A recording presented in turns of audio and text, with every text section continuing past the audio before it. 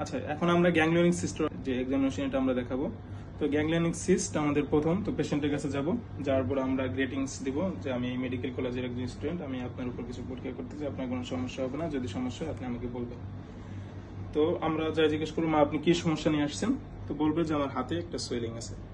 তো দেখা এলো আমরা মনে করি এটা হচ্ছে তার সোয়েলিংটা, তো আমরা তার দুই হাতে দেখতে চাবো যে আপনার দুই হাত, এই একটাও দেখান, একটা দেখবো আমরা এরকম আই লেভেল একটু দেখে নেব যে কোথাও কোনো সোয়েলিং। তো যেহেতু আমাদের এই হাতে সমস্যা, তো আমরা এই হাতটা নামিয়ে দেবো এবং এই হাতটা ঢেকে দেবো। আর এই হাতে আমাদের সমস্যা, এটা আমরা তখন তাকে কিছু কোশ্চেন করবো আমাদের, যে আপনার এই সমস্যাটা কতদিন ধরে, আপনার এরকম সমস্যা কি আর কোথাও অন্য জায়গায় আছে এরকম ফোলা, এই ফোলাটা কি দ্রুত বড় হচ্ছে নাকি ধীরে ধীরে বড় হচ্ছে, আপনার এই ফোলায় কোনো ব্যথা আছে কিনা। এরপর আমরা চলে যাব ইন্সপেকশন। ইন্সপেকশনে আমরা যে 6টা এস দেখি, সেই 6টা এস এর কথা আমরা এখানে দেখবো। আমরা সাইড দেখবো, তারপর হচ্ছে সাইজ দেখবো, শেপ দেখবো, সারফেস দেখবো, স্কিন কন্ডিশন দেখবো, তারপর কোনো ভিজুয়াল পালপেশন আছে কিনা আমরা এগুলো দেখবো। তো দেখার পরে আমরা কি করব, তো আমরা পালপেশনে, তো মানে পালপেশনের ক্ষেত্রে আমরা প্রথমে টেম্পারেচার দেখি। তো টেম্পারেচার দেখার ক্ষেত্রে নরমাল, অ্যাবনরমাল, নরমাল, তারপরে এরপরে টেন্ডারনেস দেখবো, আমরা এখানে প্রেস করে তার মুখের দিকে তাকাবো যে তার কোনো মানে ব্যথা পাচ্ছে কিনা, মুখের দিকে তাকাবো। আচ্ছা, তারপরে হচ্ছে আমরা মার্জিনটা দেখবো যে মার্জিনটা কিরকম আছে, যেহেতু ছোট সোয়েলিং আমরা একটা অথবা দুইটা ফিঙ্গার দিয়ে দেখতে পারি। আমরা মার্জিন দেখলাম, এরপরে কনসিস্টেন্সি দেখে নেব যে কনসিস্টেন্সিতে কিরকম আছে, কনসিস্টেন্সি দেখলাম।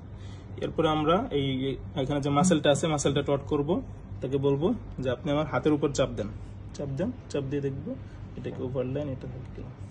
আচ্ছা, এটা মুভ অ্যাভব ডাউনওয়ার্ডস, না সরি, এটা move side to side, but above downwards এটা মুভ করবে না যদি আমাদের এখানে গ্যাংলিয়নিক সিস্ট হয় আর কি, রিস্টে যেটা হয় আর কি। যদি মানে পজিশন ভেদে এটা ভিন্ন হতে পারে, বাট যদি গ্যাংলিয়নিক সিস্ট এখানে আমাদের রিস্ট হয় তাহলে এটা সাইড টু সাইড মুভমেন্ট করবে, বাট অ্যাভব ডাউনওয়ার্ড মুভমেন্ট করবে না।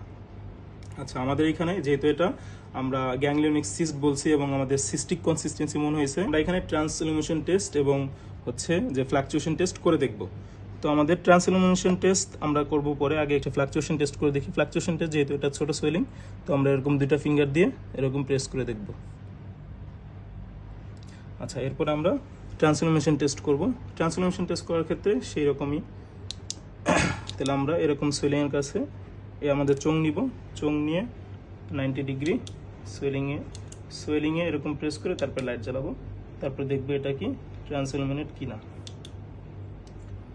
তো এটা করে আমরা আমাদের গ্যাংলিয়নিক এক্সামিনেশন এটা আমরা শেষ করবো এবং স্যারকে আমাদের ডায়াগনোসিস বলবো।